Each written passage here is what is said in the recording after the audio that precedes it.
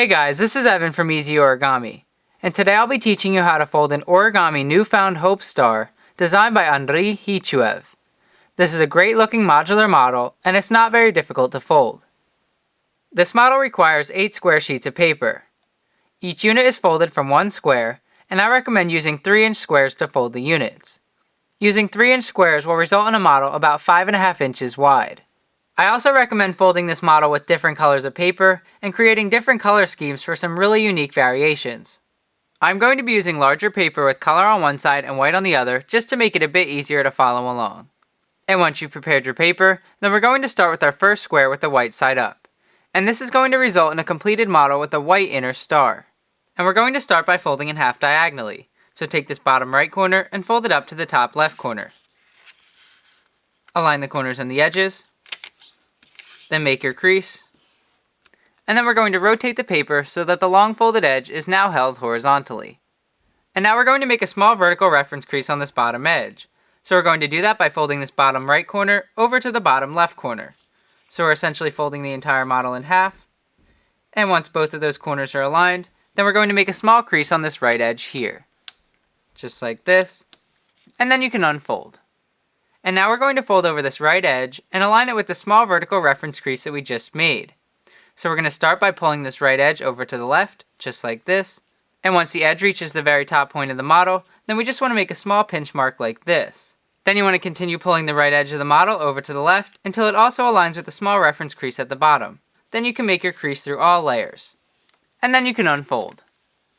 And now we're going to lift up the model, and we're going to unfold the layer from behind so that we're back to the original square. Then we're going to rotate the paper 90 degrees so that the 2 creases we just made are now held at the bottom. So let's start with this crease on the left, and what we want to do is simply refold along that existing crease just to make sure it's a valley fold, just like this. And then we're going to do the same thing on the right, except this crease should already be a valley fold, so we're simply going to fold up the bottom of the model along that existing crease. At this point, you'll see that the center of the model will not lie flat, so what we want to do is reinforce this existing mountain fold here.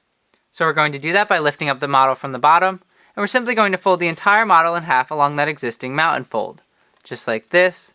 Then you can put the model back down and flatten out along existing creases. And now we're going to slightly rotate the model so that the long colored edge is now held vertically.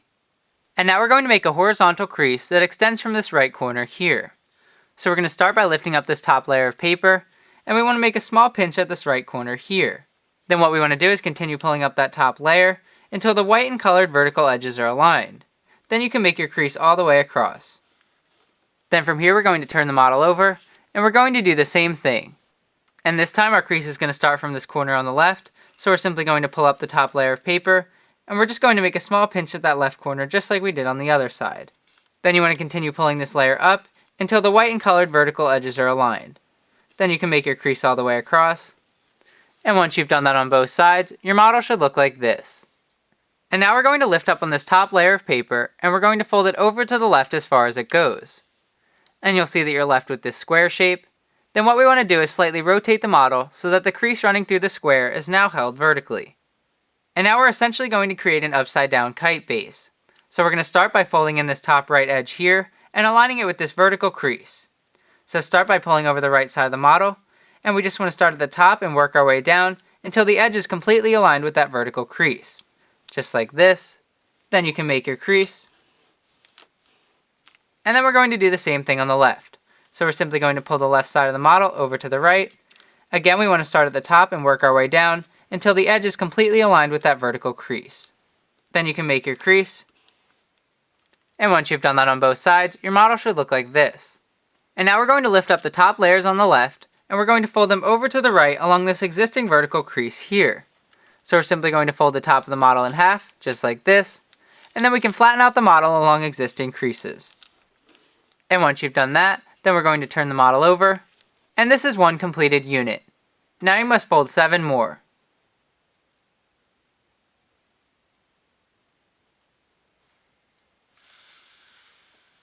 And once you've folded all 8 units, you're going to need 2 to start the assembly.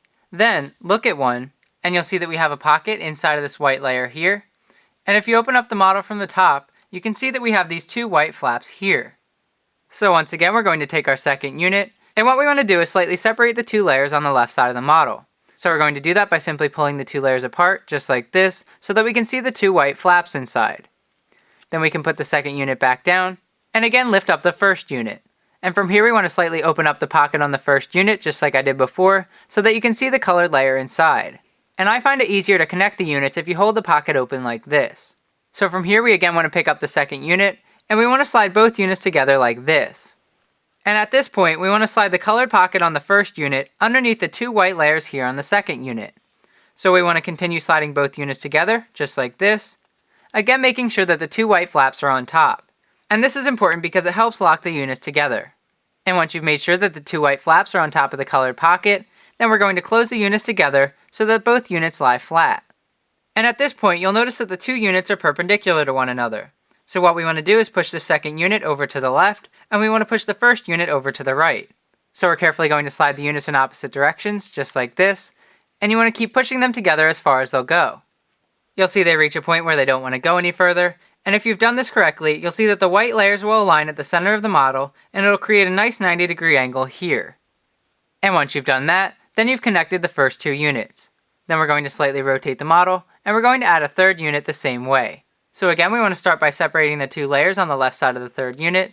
So just open them up like this so that we can see the two white flaps inside. Then you can put the third unit back down, and we're going to lift up the other two units that we already connected. And again, we want to slightly open up the pocket on the second unit just so that we can see the colored layer inside. And again, I find it easier to connect the units if you actually hold the pocket open like this. So once again, we're going to lift up our third unit, and we're going to slide the second and third units together. And again, we want to make sure that the colored pocket on the second unit goes underneath the two white flaps on the third unit. So just push the units together like that, and make sure that the layers are in the correct position. Then you can bring the layers together just to flatten out the units. And again, you'll notice that the second and third units are perpendicular to one another. So we're simply going to push the third unit over to the left, and the second unit over to the right. So you carefully want to push both units in opposite directions, just like this. And you want to continue pushing them together until they don't want to go any further. And once you've reached that point, you'll see that the white layers on both units will align in the center, and it'll create this nice 90-degree angle here. Then we're going to slightly rotate all three units, and now we're going to connect a fourth unit the same way. So now we're going to take our fourth unit, and again we're going to start by separating the two layers on the left side, just like this. Then we're going to lift up the other three units, and we're going to open up the pocket on the third unit, just so that we can see the colored layer inside. And just like we did before, we're going to slide the third and fourth units together, again making sure that the colored pocket on the third unit goes underneath the white layers on the fourth unit. And once the layers are in the correct position, then you can flatten out the model. Again, you'll see that the third and fourth units are perpendicular, so you want to slide the fourth unit over to the left, while you slide the third unit over to the right. And you want to continue sliding both units together until they don't want to go any further. Then we're going to rotate the model once again, and now we're going to repeat this process on the remaining four units. So just keep adding units the same way until you've reached the last one.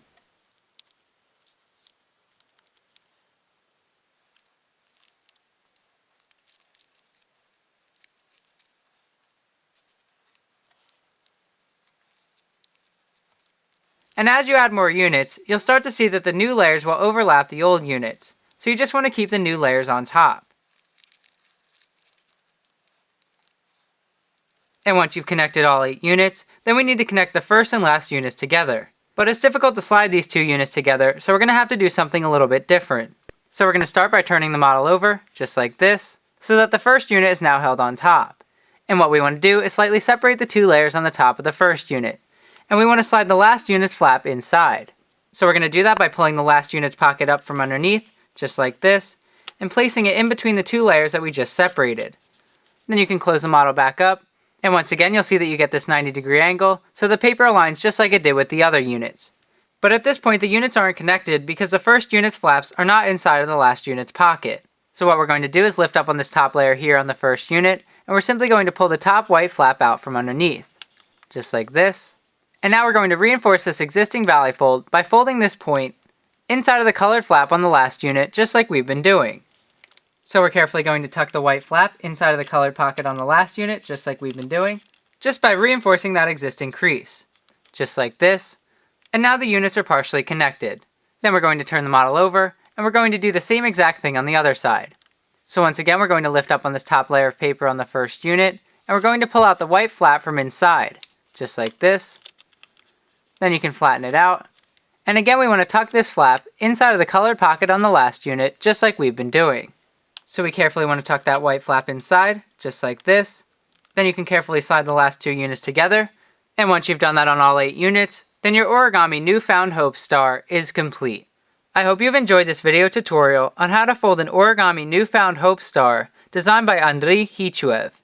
Feel free to upload photos of your completed model to the YouTube gallery on my website to be featured here in my next video, or simply upload your photos to Instagram with the hashtag EzOrigami to be featured here as well. Also, be sure to check out Andrey's Instagram and Flickr photo stream for more of his impressive work. I'll post the links in the video description below. And if you like this video, definitely check out some of the other low intermediate origami tutorials featured on my YouTube channel as well. Again, I hope you've enjoyed this video. Please comment, rate, subscribe, and thank you for watching.